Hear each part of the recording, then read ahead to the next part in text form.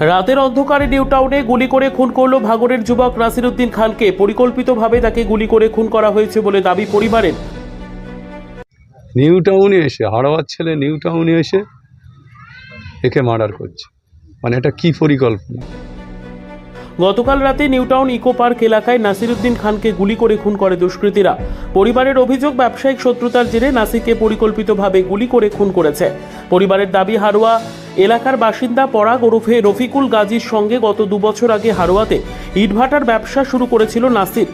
গত 2 বছর ব্যবসা চালানোর পর যখন হিসেব নিকেশের সময় এলো, তখন 70 লক্ষ টাকারও বেশি গরমিল পায় নাসির। এই নিয়ে নাসিরের সঙ্গে রফিকুলের অশান্তি চলছিল। নাসিরের পরিবারের সদস্যরা এই ঘটনার কথা জানতো, এমনকি হিসেব নিকেশ নিয়ে সমস্যার কারণ দেখিয়ে ভাটার ম্যানেজারকেও বাদ দিয়েছিল রফিকুল। সূত্রের খবর, নিউ টাউনের রাম মন্দিরের কাছে রফিকুল এবং নাসির ঘটনার কিছুক্ষণ আগে পাশাপাশি বসেছিল। পাশেই ওঁত পেতেছিল সুপারি কিলাররা। নাসিরকে দেখিয়ে ঘটনাস্থল ছাড়ে রফিকুল। তারপরে খুন হয় নাসির। নাসিরের বাবা সিরাজউদ্দিন ফাঁসির দাবি করেছেন রফিকুলের। খবর শুনেই আজ সকালে নাসিরের বাড়িতে যান আরাবুল ইসলাম সহ তার ছেলে হাকিমুল ইসলাম। গিয়ে পরিবারের সাথে দেখা করে এবং এই ঘটনার সাথে যারা যুক্ত আছে তাদের কঠোরতম শাস্তির দাবি করছে আরাবুল ইসলাম এবং তার ছেলে Hakimul Islam. Bureau report, ICTV news Bangla.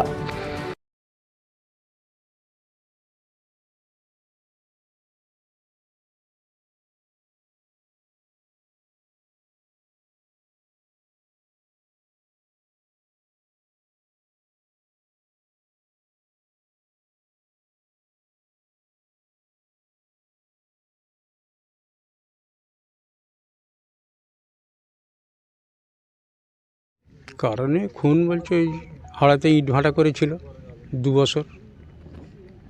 ওই 2 বছর ইটভাটা করে এবছরে হিসেব নিকেশ হচ্ছে। হিসেব নিকেশে ওই যে পরাগ বলে যে ওনার নাম হচ্ছে, ভালো নাম হচ্ছে রফিকুল গাজী, উনি হিসেব ঠিক মানছে না। উনি 5 বার হিসেব করছে।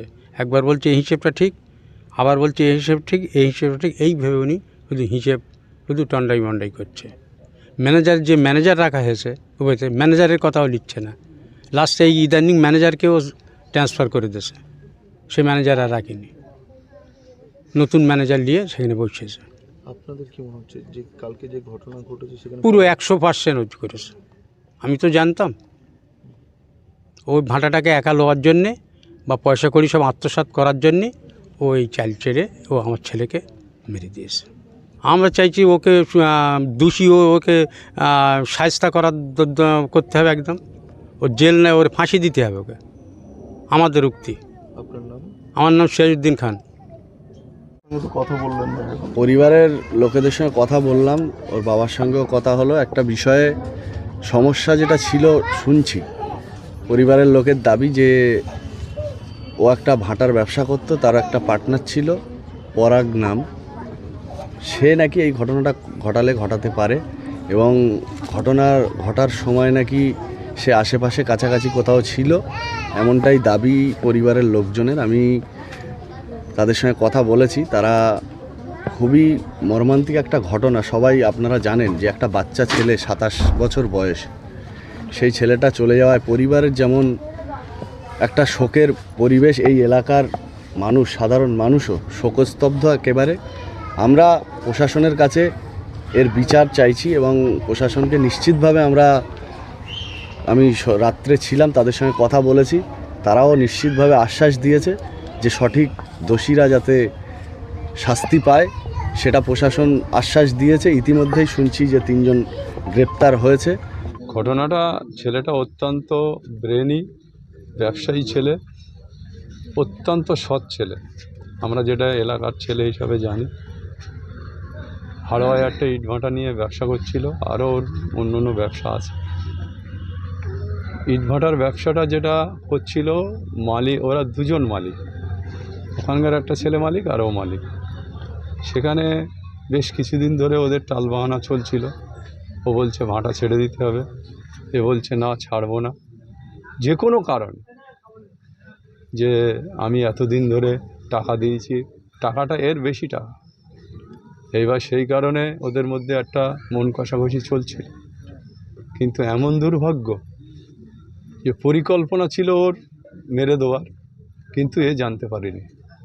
এমনভাবে পরিকল্পনা করেছে, নিউ টাউনে এসে, হাওড়ার ছেলে নিউ টাউনে এসে একে মার্ডার করছে। মানে এটা কী পরিকল্পনা? আশেপাশেরও কয়েকজন ছেলে ছিল, এখনও পর্যন্ত যেটা শুনেছি 3 জন ধরা পড়েছে, আরও একজন যে গুলি চালিয়েছে সে ধরা পড়েনি। আমরা ইতিমধ্যে প্রশাসনকে বলেছি যে যথারীতি ব্যবস্থা নিতে হবে। এই ধরনের ঘটনা যদি একটার পর একটা ঘটতে থাকে তাহলে একটা দুর্ভাগ্যজনক ঘটনা। আমি একটা ব্যবসায়ী, আমার নিরাপত্তা থাকবে না, আমি ঘুরবো, আমি কোথায় যাব, আমি কোথায় থাকবো, কোথায় খাবো, সেও যদি তারা ফলো করে, এটা একটা অত্যন্ত দুর্ঘটনা। আমি তো মনে করি যে এই এত বড় ঘটনা আমার মনে হয় আমার জীবনে প্রথম, যে ডেকে নিয়ে গিয়ে তাকে নৃশংসভাবে 4 রাউন্ড গুলি চালিয়েছে তার। এটা একটা অত্যন্ত নৃশংস ঘটনা। আমি ওর ফ্যামিলির সাথে কথা বললাম, সবার সাথে কথা বললাম যে টেনশন করো না, ওর আব্বারও শরীর খারাপ। আমি বোঝালাম সব কিছু, যে একটু মাথা ঠান্ডা করে থাকুন, ঘটনা ঘটে গেছে, কিছু করার নেই।